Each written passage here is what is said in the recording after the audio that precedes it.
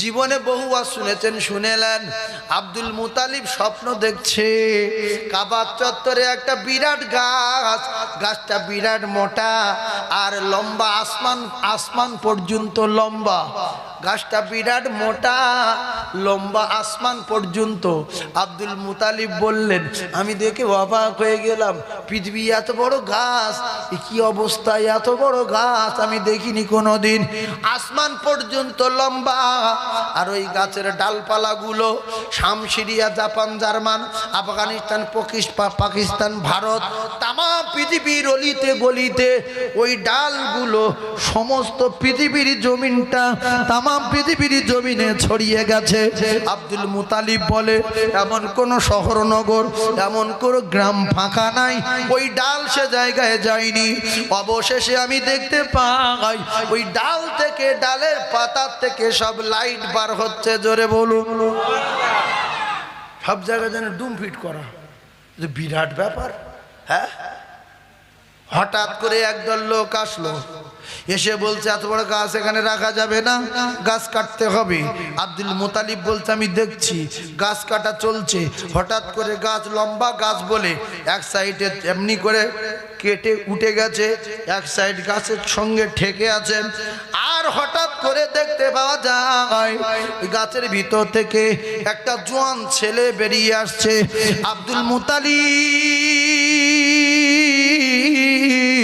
আব্দুল মুতালিব বলেন, যখন ছেলেটা বাইরে বার হয়ে আসছিল, মক্কার কিছু লোকজন ছেলেটাকে মারবে বলে রেডি হয়ে ছেলেটাকে যখন মারতে যাচ্ছিল, আমি একটা আওয়াজ দিয়ে দৌড়ে গেলাম।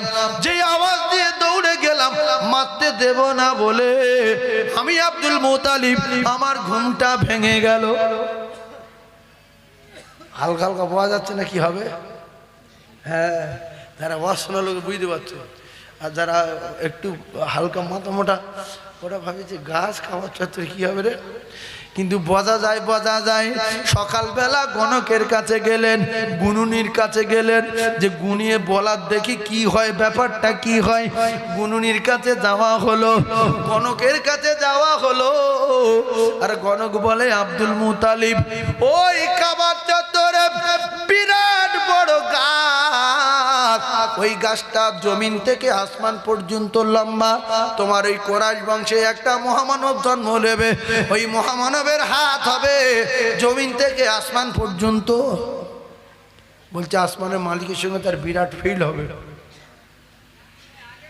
তারপরে বলছে গাছের ডালগুলো ওখান থেকে নিয়ে পৃথিবীর অলিতে গলিতে, জলে জঙ্গলে, পাহাড়ে পর্বতে, সমস্ত জায়গায়, বলছে সেই মুহাম্মদ যে দাওয়াত দেবে, কলেমার বাণী প্রচার করবে, তার তামাম পৃথিবীর জমিন পর্যন্ত, মানে হলো তামাম পৃথিবীর অলিতে গলিতে, জলে জঙ্গলে, পাহাড়ে পর্বতে, শহরে নগরে এমন কোন জায়গা থাকবে না সে জায়গায় মুহাম্মাদের কলেমা পৌঁছাবে না। জোরে বলুন, চিল্লে বলে। বলছে গাছে লাইট কেন? বলছে ওই মহামানবের টোটাল বডিতে লাইট ফিট করা আছে, সে যেখানে রাতের বেলা যাবে সমস্ত জায়গায় আপনি লাইটে ভরপুর হয়ে যাবে। জোরে বলুন। আমার নবীর বডিতে লাইট ফিট করা আছে কি? গণক যা বলেছে সত্য বলেছে না বলিনি? সত্য বলেছে। যদি বলেন গোলা লোকেরও, তাহলে পাগলা লোকের কাজ হবে। তখন গণনা কি আর গণক কি আর হাত দেখা কি আর মার্ডার কি আর বিয়ে করা কি আর জেনা কি আর মদ খাওয়া কি, কিচ্ছু নাই, সব সমান। কথা বুঝে আসিনি ভাইজান আমার বাবা দিরা? গণক জানিয়ে দিলে ওই ডালের ভিতর থেকে লাইট বার হচ্ছে, মানে ওই মহামানবের শরীরে টোটাল শরীরে ডুম ফিট করা থাকবে। রাতে দিনে 24 ঘন্টা পূর্ণিমার জ্যোতির্ময় চাঁদের মতো ঝিলিক মারতে থাকবে। তাই স্ত্রী গণেরা বলতেন, হুজুর যখন ঘরের ভিতরে প্রবেশ করতেন এত আলোয় আলোকিত হয়ে যেত, পূর্ণিমার চাঁদের চেয়ে জ্যোতির্ময় জ্যোতি ঘরের ভিতরে প্রবেশ করলে ওই জ্যোতিতে আমরা ছোট ছোট হারানো জিনিসগুলো খুঁজে পেতাম।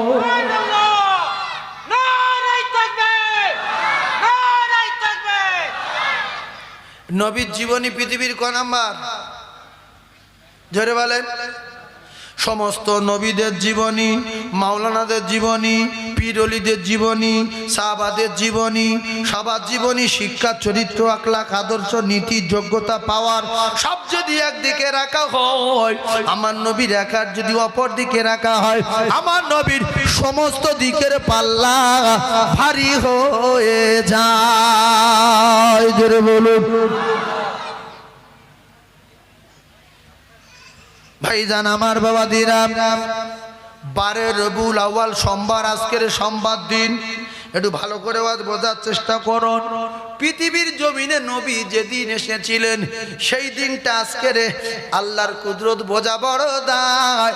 11 রবিউল আউয়াল পিছনে চলে গেছে, আজকের 12 রবিউল আউয়াল নবী যেদিন এসেছিলেন কিতাবে পরিষ্কার লেখা সেই দিনটা ছিল সোমবার দিন।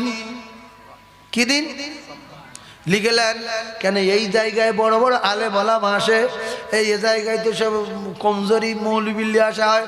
আশেপাশে বিরাট বড় বড় আলেম ওলাম আসে, কটা কথা মুখস্থ করে জিজ্ঞাসা করবেন নবী এসেছিল নাকি সোমবার? তাহলে হ্যাঁ। নবী যেদিন হিজরত করে মক্কা ছেড়ে মদিনায় সেদিন নাকি সোমবার? বলে হ্যাঁ। বিশ্ব নবী যেদিন মদিনায় পৌঁছেছিলেন সেদিন নাকি সোমবার? তো হ্যাঁ।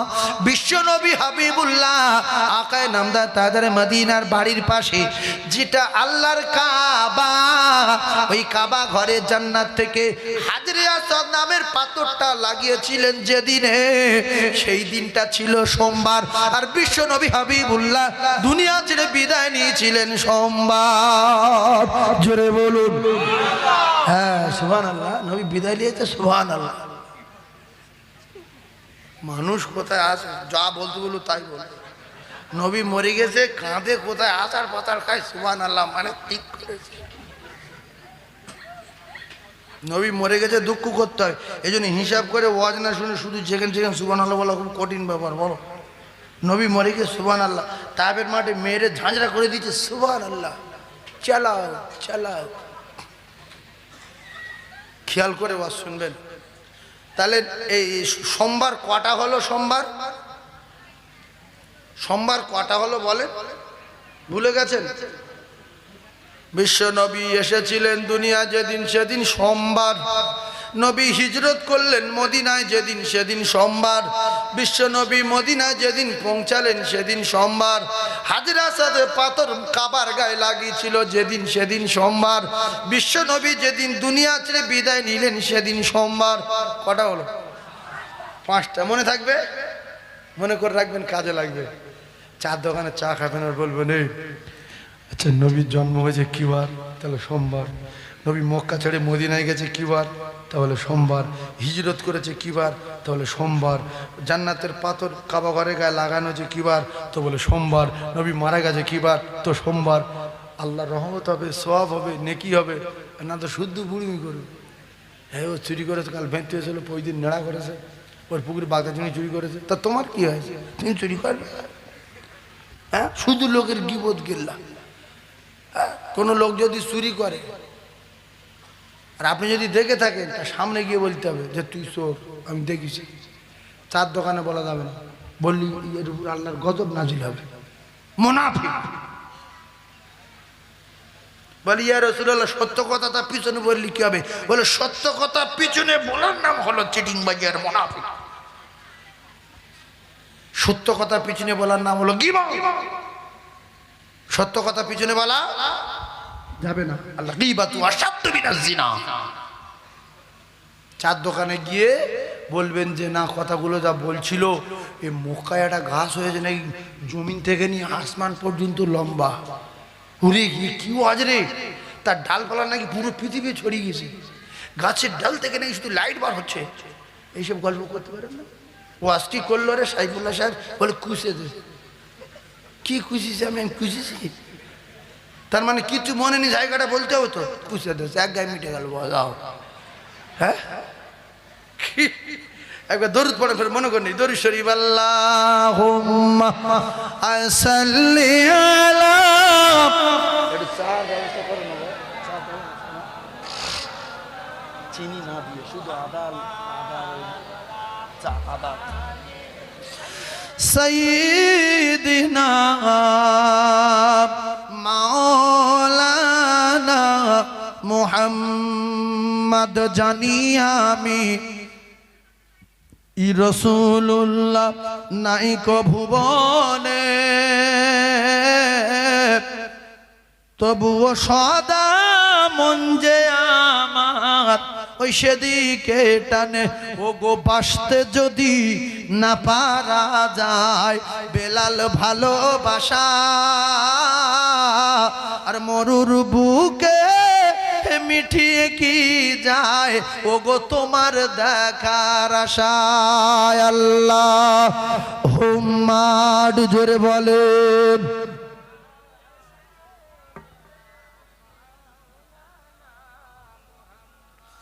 وعلى آله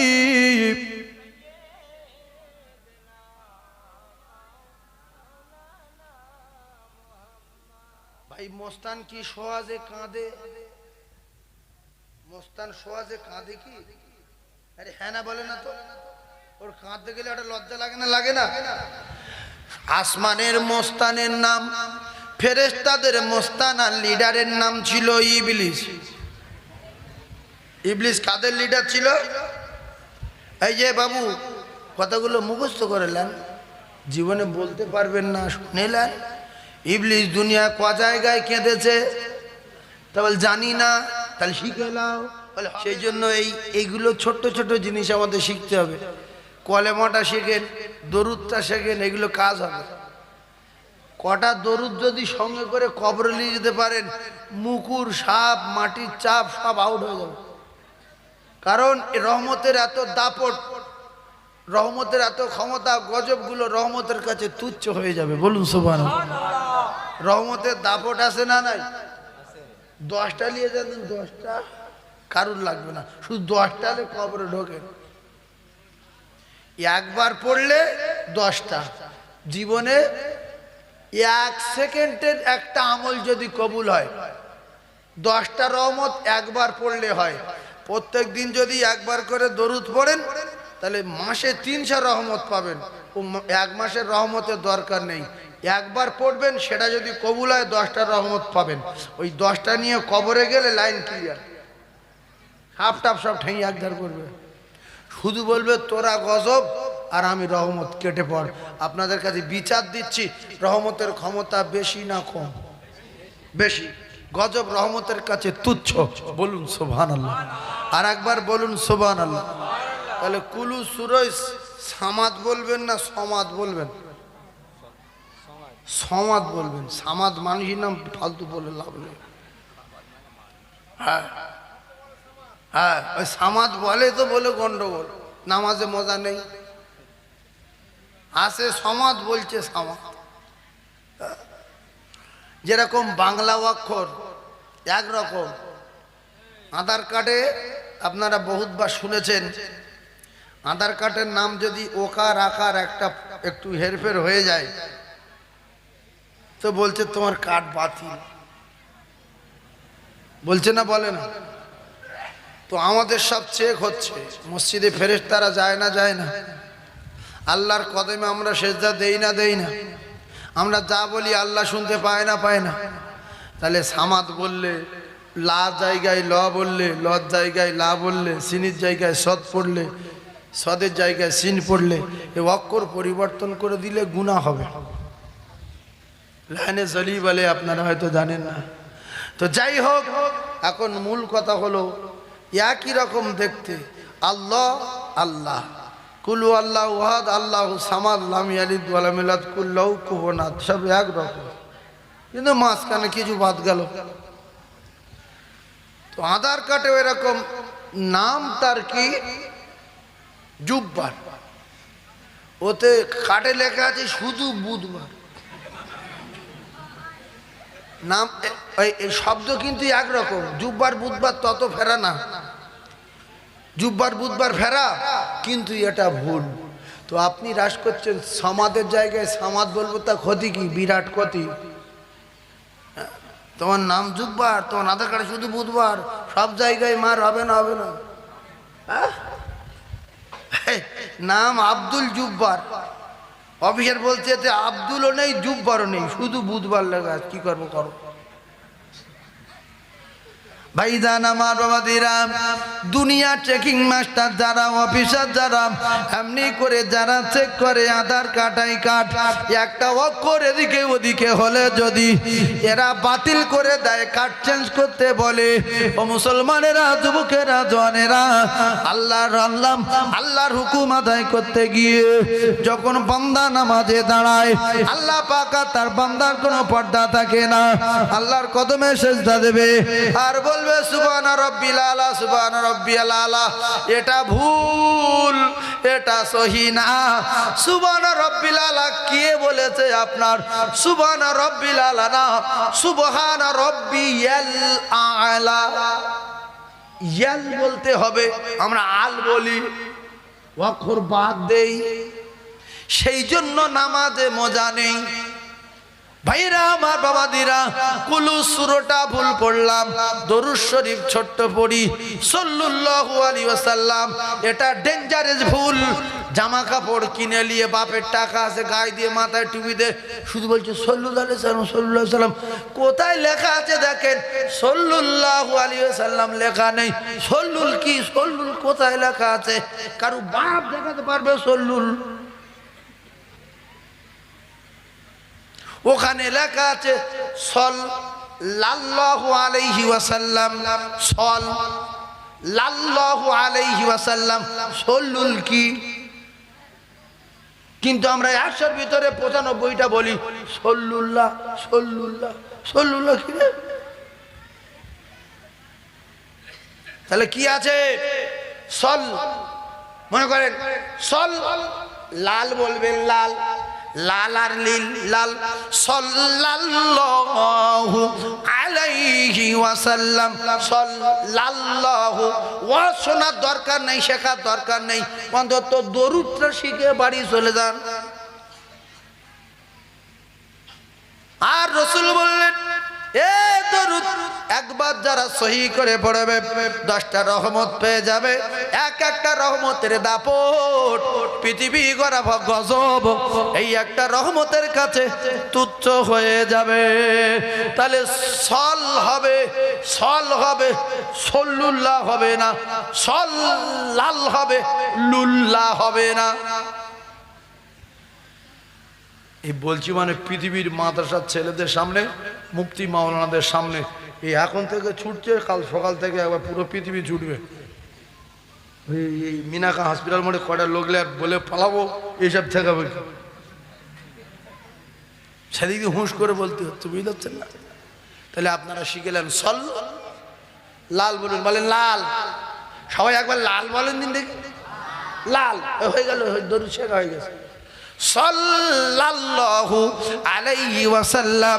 আর কলেমাটা আর একবার শিখিয়ে দেই, আমার সঙ্গে পড়েন, লা ইলাহা ইল্লাল্লাহু। ওই লয় আকা দেওয়া যাবে না, ইল্লাল্লাহু শুধু ল বললে ল হবে, লয় আকা দিলে লা হবে। লয় আকা দিলে একটা বাড়তি অক্ষর বসানো হবে, বাড়তি একটা দাগ দেওয়া হবে।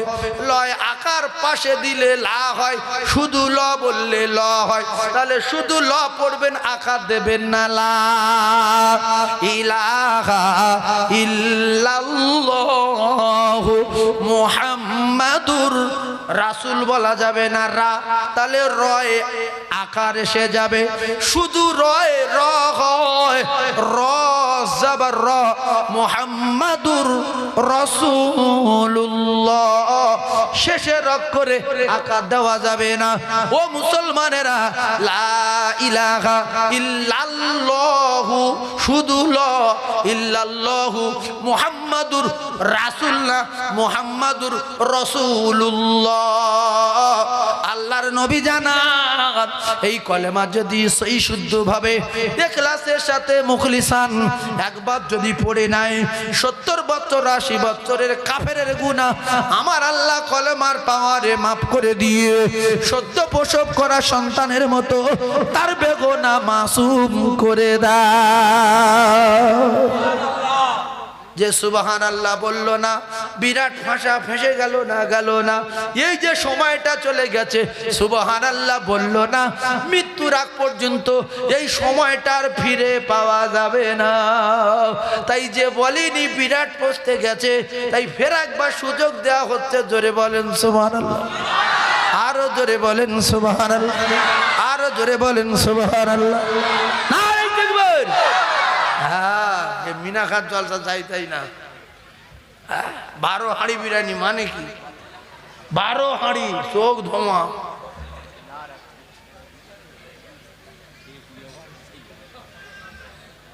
ভাই মজার কিছু কথা আলোচনা করব, আপনারা জ্ঞানী মানুষ একটু বোঝার চেষ্টা করবেন। বক্তা ওয়াজ করতে উঠলে ভয় করলে তার ওয়াজ গুলিয়ে যায়। আর আমি মিনাকা হসপিটালে 12 রবিউল আউয়ালে জলসা করে কোনো ভয় টয় নাই। তাই ফ্রি মাইন্ডে ওয়াজ করব, কোনো অসুবিধা হবে না। আব্দুল মুতালিব স্বপ্ন দেখলেন